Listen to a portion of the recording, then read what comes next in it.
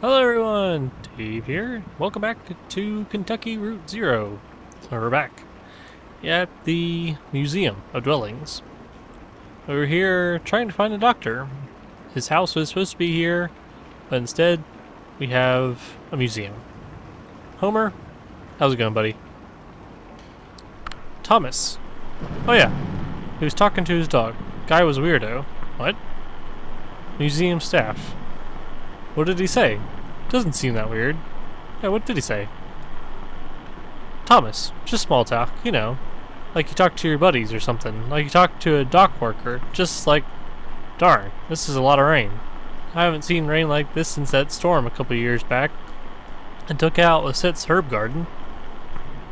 I just feel bad for that old dog, getting dragged all over by a couple of drunks. Or drunk? I don't remember getting drunk. Do you remember getting drunk? Old dog like that should be sleeping on a porch somewhere. But that's loyalty for you. Well, they didn't stay long anyway. We didn't? Shannon? What the heck is going on? Flora. I heard the man and lady talking when they first came in, but they didn't see me. What were you doing up that late? What were they talking about? The man said his leg was hurting him. They were looking for Dr. Truman, but he was already gone. They didn't know, so they kept looking around. Oh, okay. Fred, I just assumed they were from the power company. You know how they're always coming by unannounced and messing with this or that. I just shut myself up in my room to wait it out. No sense getting involved. How did they get in? Must have been one of the kids who left the front door unlocked. Something's gotta be done.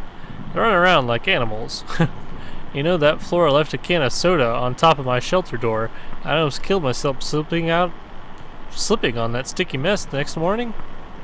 Well, that is a real shame, Fred. Something's gotta be done. Okay. Well, this is kinda strange.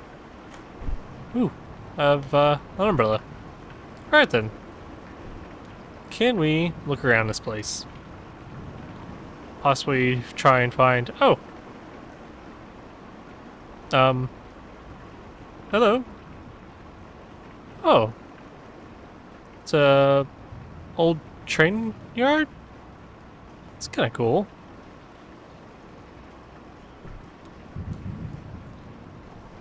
Can we actually, go up the steps at all? No? What about over here? You'd think you'd be able to... Oh, okay, there we go. James. I guess they must have gone through some papers here. It was in some disarray, and a few folders were pulled out and left on a table. I mean, it wasn't too bad. I only noticed because Diane is such a stickler. She's real organized, I mean. What folders were they looking at? Yeah, mostly stuff about the building site, I guess. They had a list of all the homes we relocated here. A list of original residences before we leveled the neighborhood. I'd guess they were looking for one of the old residents. Oh yeah, that's what we're looking for. Trying to deliver our... whatever the heck we're delivering. They pulled out a list of the folks who didn't take the offer, folks who moved elsewhere. But they filed that back out of order, so I guess they didn't find what they were looking for there. Hey, while I have you here, work's kind of slowed down, and it seems like... I know you folks know what you're doing, but it seems like the residents are just kind of settling in. That's the idea. Yeah, I get that. Just, how about that roof, huh? You just write us a check and we'll finish it right up. I know you've got this museum thing going on, but you don't want to be slumlords now. I don't know. Maybe they do. Alright, so let's come back over here, now that we've checked that out.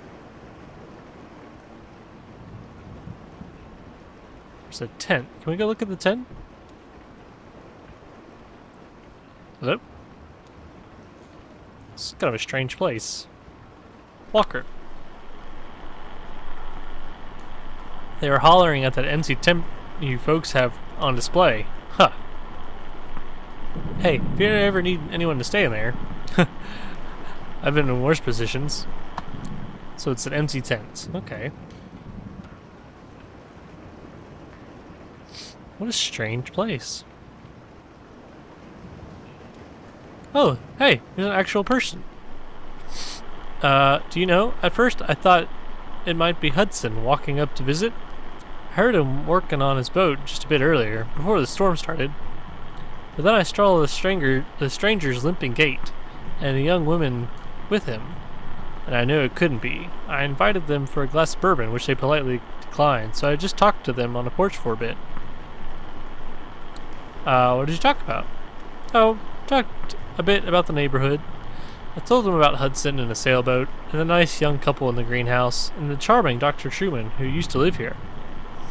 They were very interested in him, but of course, well, I don't know where he went. Huh. Do you know, I don't believe either of them had ever set foot on a houseboat before. I don't know that the older man had ever seen an ocean, in fact. Oh, wow. It had always been my fondest dream to retire on a houseboat. That's why I accepted your offer and moved in here. It isn't perfect, but what home ever is? I only wish the house would sway a bit. I find that it settles my nerves. Well, if we have another storm like that last one... Yeah. Then you just might end up floating away.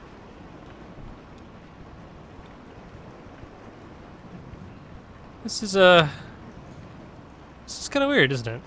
Strange place that we have going on. Wonder if there's anybody in here that we need to talk to or did talk to.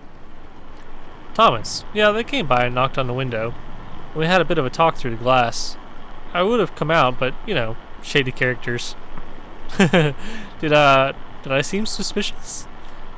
I already told you. Weirdos. Walking around door to door asking about Dr. Truman this late at night. I told them what I know, but in this weather? What do you know? I told them, moved in here with the rest of us when you folks bought up the neighborhood, and then one day his house was gone. His house was gone? That's all I know about that. I don't want to talk about that anymore. So, he moved. Huh. Alright. Can I actually go over here? To this, like, icebox looking thing?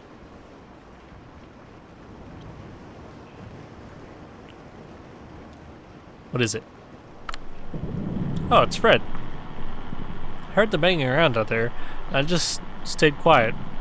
I don't know what they wanted. I just put my headphones on and tried to ignore them, to tell you the truth. Well, Fred, we appreciate that. We appreciate your help and your honesty and all that jazz. Can I not actually go up there? I can't actually go up there. Okay.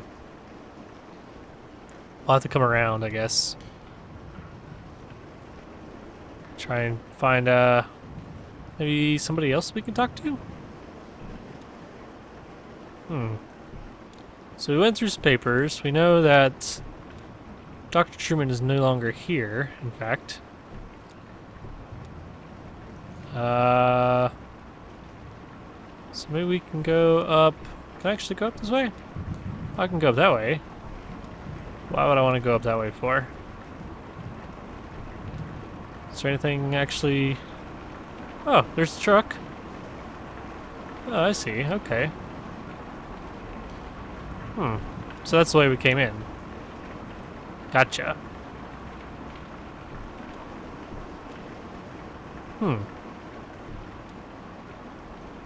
Very interesting. So we have a bunch of houses on that side. Is there anything on this side? Oh yeah. Oh wow. Oh, there's like an actual... Hey, I've seen that before. I've seen that barn before. Hello? Hello there. Flora. Oh. I was playing in that empty cabin, and they came by. They asked about Dr. Truman. I know where he went, but I didn't tell them. Where did Dr. Truman go? It's a secret. Ezra told me, and I can't tell anyone else.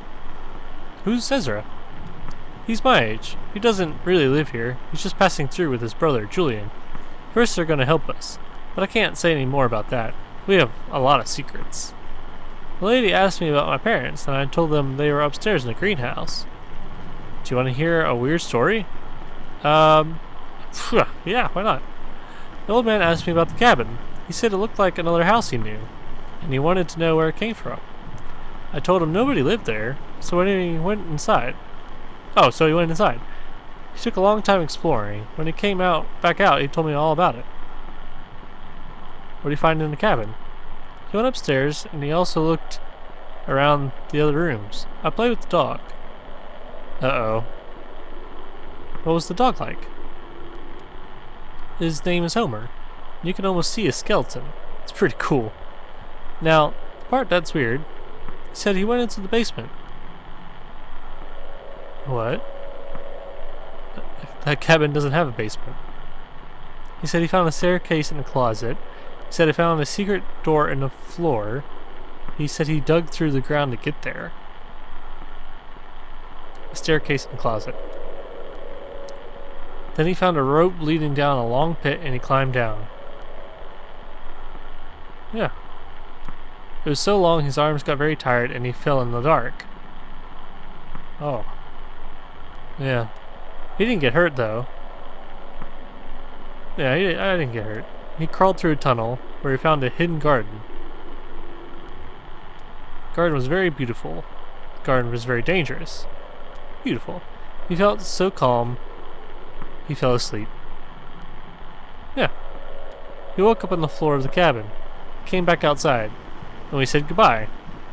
I didn't talk to them anymore. Oh, that was a trippy experience if I've ever had one.